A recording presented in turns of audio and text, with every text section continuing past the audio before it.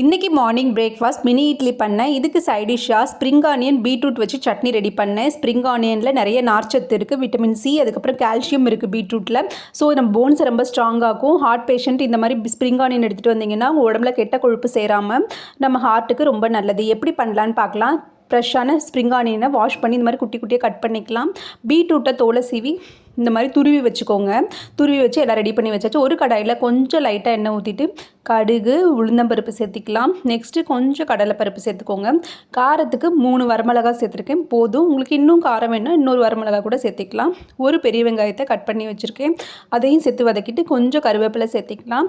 அப்புறம் நம்ம எடுத்து வச்சுருக்க ஸ்ப்ரிங் ஆனியனையும் சேர்த்து லைட்டாக ஸ்லோ ஃப்ளேமில் வதக்கிக்கோங்க.